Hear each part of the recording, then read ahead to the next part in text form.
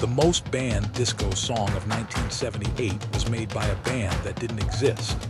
There was no group, no singer signed to a contract. The album cover was designed and printed before a single member had even been hired. The whole thing was a gamble, one producer, a pile of borrowed studio time, and a hit record he built almost entirely by himself. And the song at the center of it was so suggestive that radio stations across America refused to play it. They called it vulgar. They called it obscene. They tried to bury it. It went to #1 anyway. And here's the twist nobody remembers. The anonymous musicians who played on that dirty, little novelty record went on to become part of the foundation of hip-hop. The song everyone tried to silence didn't just survive the ban. It helped launch the future of music. This is the story of the most banned disco song of 1978, In the Bush by Musique. Chapter 1. The Band That Wasn't Real. To understand this record, you have to meet the man behind it, Patrick Adams. If you don't know that name, you're not alone, and that's part of the injustice. Adams was a Harlem producer and arranger, a genuine disco wizard who worked behind the scenes on dozens of underground classics. He never got the fame of a Giorgio Moroder or a Nile Rodgers, but in 1978 he made one of the most notorious records of the entire era. Here's how it happened. In the summer of 1978, the head of Prelude Records handed Adams a then enormous sum, around $16,000, and told him to go make a hit album. There was just one problem. There was no band, no singers, nothing.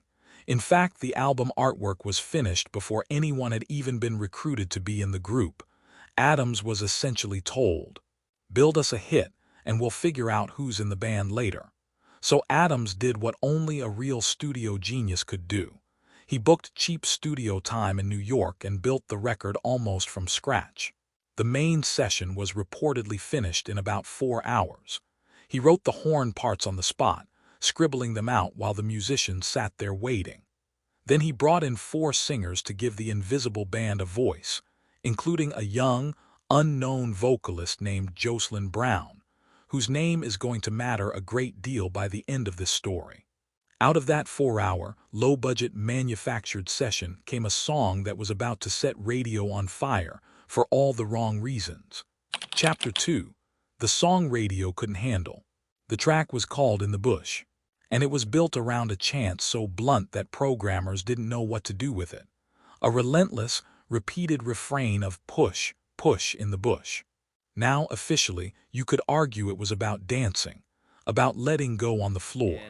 But nobody in 1978 heard it that way, and Patrick Adams knew it. The double meaning was obvious, and it was aggressive, and it was everywhere in the song. Conservative groups called it vulgar and obscene. And radio programmers, the gatekeepers who decided what millions of people got to hear, started pulling it off the air.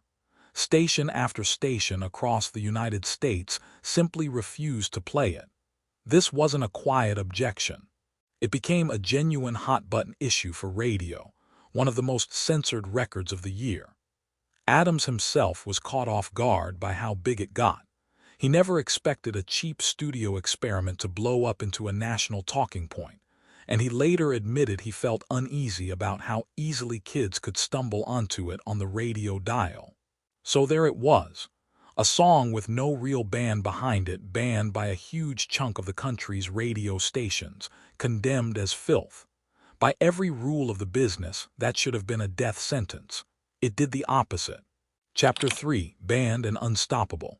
Because here's what the gatekeepers never understood about disco. Radio didn't control the dance floor.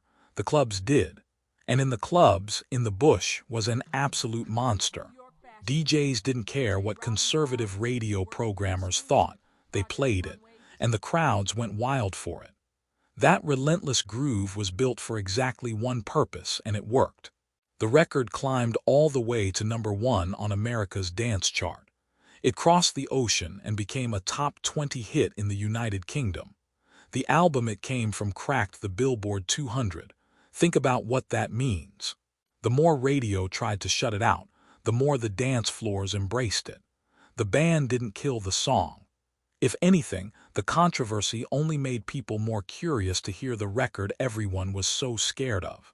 The very thing that was supposed to bury it, the outrage, the censorship, turned into the best free publicity a manufactured studio band could ask for. A song with no band, recorded in 4 hours, banned across the country, became one of the biggest dance records of 1978. And that's not even the most remarkable part, because the people who made this throwaway record were about to shape music for decades to come. Chapter 4. The Legacy Nobody Remembers. Start with that young singer Patrick Adams brought in Jocelyn Brown. At the time, she was just an anonymous voice on a manufactured disco track. But Jocelyn Brown would go on to become one of the most powerful and most sampled voices in all of dance music, a legend whose vocals echo through house and club records right up to today. The In the Bush sessions were one of the first times the world heard her. Nobody knew they were listening to the future. Now look at the musicians. The players Patrick Adams pulled together for that low-budget session included a guitarist named Skip McDonald and a bassist named Doug Wimbish. A few years later, those two became part of the core house band at Sugar Hill Records, the label that put out the foundational records of early hip-hop. The same kind of anonymous studio hands who cranked out a band disco novelty in 4 hours went on to help build the rhythm section of an entirely new genre. Let that sink in. The song that radio called filth in 1978 was a hidden crossroads. It launched a future dance music icon. Its musicians helped lay the groundwork for hip-hop. And the man behind all of it, Patrick Adams, remains one of the most criminally underappreciated geniuses in the history of the genre. A producer who could conjure a #1 hit out of nothing but $16,000, 4 hours, and a band that didn't exist. The gatekeepers tried to erase it. Instead, it planted seeds that grew into everything that came after. So the next time someone tells you the disco era was shallow, all glitter and no substance, tell them about In the Bush. A record so cheaply and quickly made it barely qualifies as a real production. A song so scandalous that radio stations up and down the country banned it on sight. And yet it topped the dance charts, introduced a future legend, and quietly connected disco to the birth of hip-hop. They tried to ban it into silence. It got the last laugh and then some. Now we want to hear from you. What's a song you remember being banned or bleeped or yanked off the radio back in the day? The one your parents didn't want you listening to? Tell us in the comments. We read every single one, and the best stories become the next video.